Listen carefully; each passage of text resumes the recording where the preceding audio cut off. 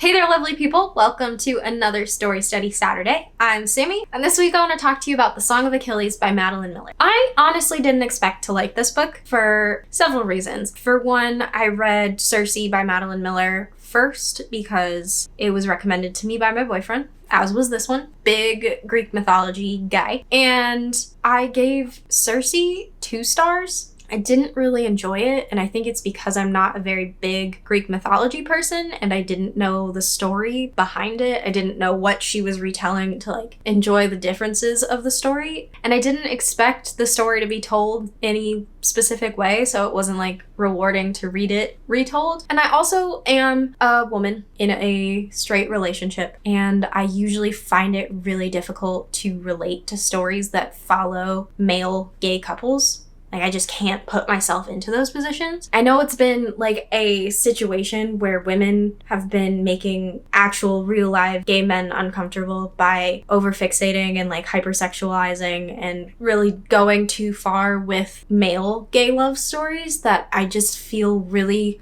there's a part of me that's this isn't for me. I'm not supposed to be here. They don't want me here. I don't belong here, and I can't get into the story because I'm guarding myself like that. I know a lot of these authors are writing the stories to be able to normalize it, but given the situation and my personal existence, I have a hard time getting into those stories and relating to them. It's very different for me if you're my friend and you're a gay man and you fall in love with another gay man. I'm so happy for you.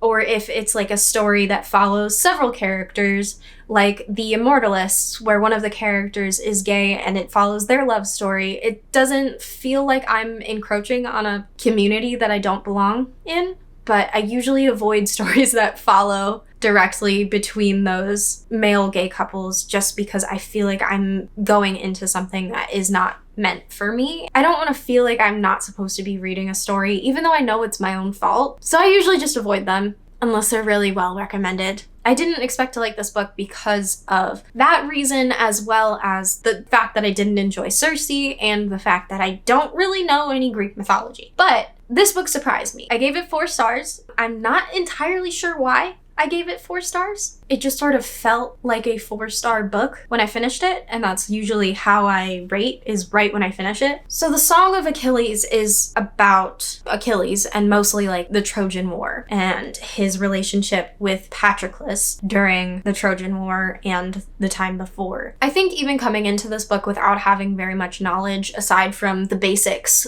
I've seen the movies, I was in history class in high school, I know what happened in the Trojan War, but I don't really know what happened in the Trojan War because I didn't care about Greek mythology growing up. But aside from that, I know enough of the story to be able to follow the plot, which is different from how my reading of Circe was, because Circe took place over a very, very long period of time, and I did not know any of the things that were happening in that period of time. This takes place over a much shorter period of time, one mortal's life period, and it's actually really great. It's a really great love story. It follows their development from strangers to friends to best friends to lovers in a really believable way that really just warms your heart. And the difference in the time frame, being in ancient Greek, it's not a big deal to be gay. So their love was just a love story. It wasn't strife that they had to overcome because they were in love. And I think that's one of the things that often distances my perspective from reading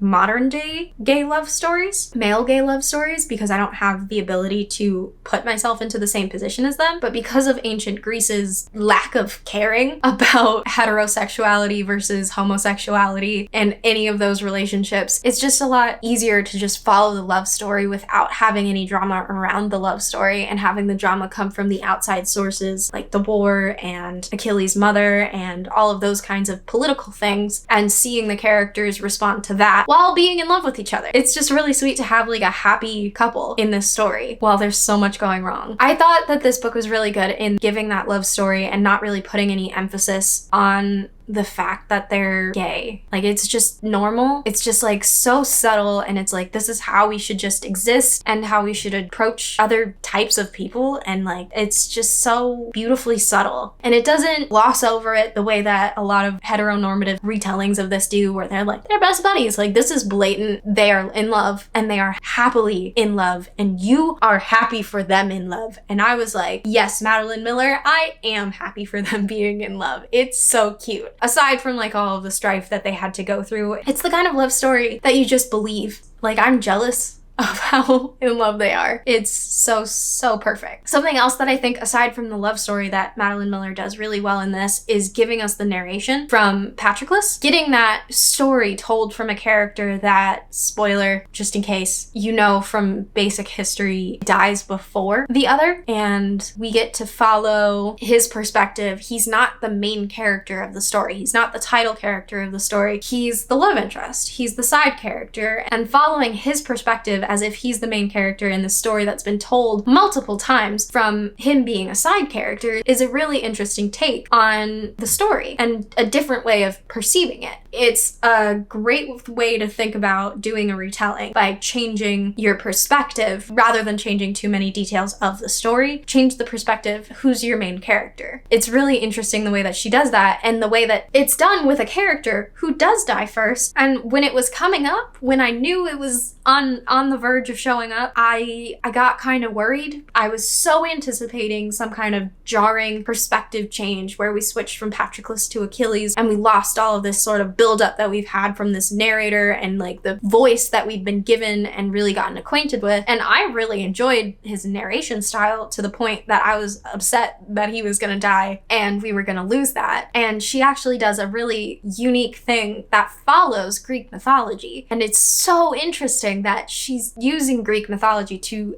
advise her writing. So in Greek mythology, they say that if you are not properly buried, your soul still walks the earth and it doesn't get to go on to the underworld and live on its eternity in the underworld. By emphasizing the fact that Patroclus was not properly buried, we get to stay from Patroclus's perspective because his spirit, his soul, is still walking the earth. And that's so interesting to me. I never would have thought of that. Mostly because I'm not a huge Greek mythology person, but also the fact that it's so perfect to be able to have that secondary character continue the story. It's heartbreaking because you get to watch all of these things that he can't intervene with, that he wants to intervene, and you get to hear his strife and his fears and all of that coming from the afterlife. It's so beautifully done. It's such an interesting writing choice, and I'm so happy that I read this to just have witnessed that choice alone. I also think that the story being told from Patroclus's perspective helps to give us more insight into Achilles that most stories probably wouldn't have given, where we get to see both faces, the face that he has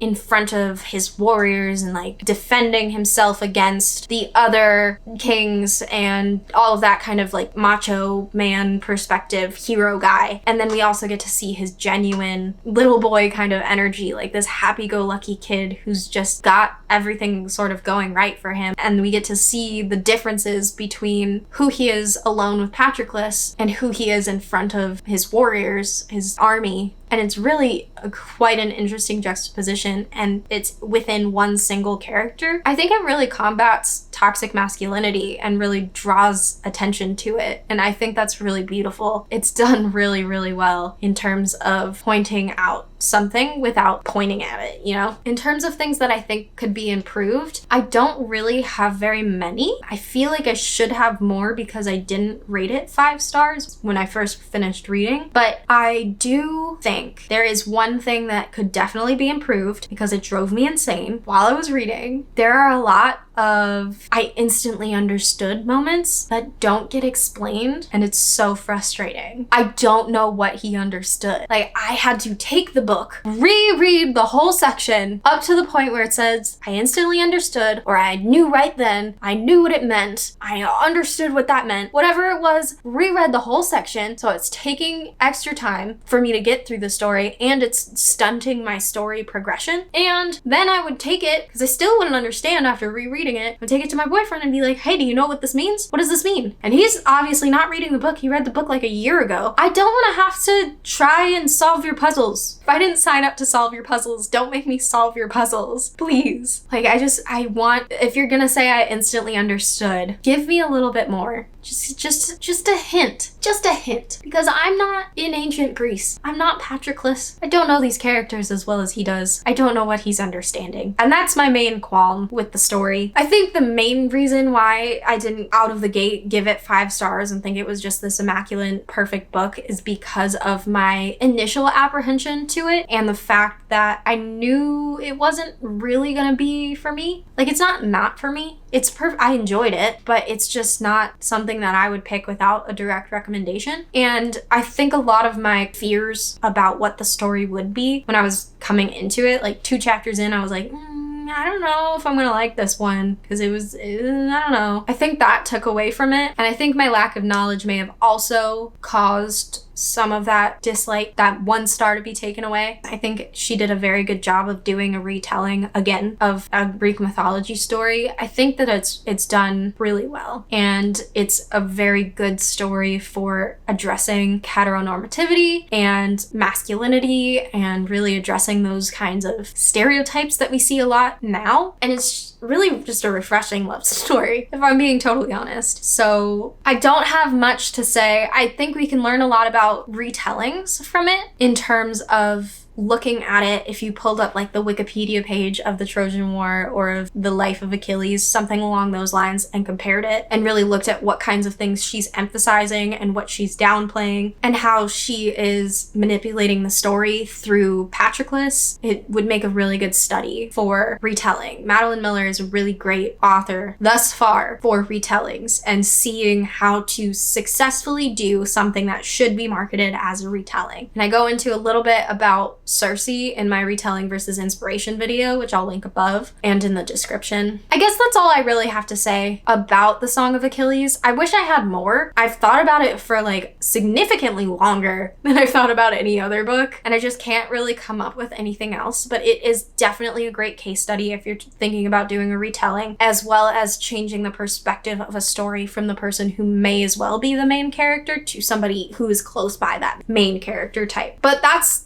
all I've got. If you like this video, hit the like button for me. It'll really help me out. It'll show YouTube that other people might like this video too. I will see you on Tuesday for a Writing Tip Tuesday, and again next Saturday for another Story Study Saturday. If you want to hit the subscribe button and turn on your notifications, I will be happy to see you in your notifications bar when my next video goes up.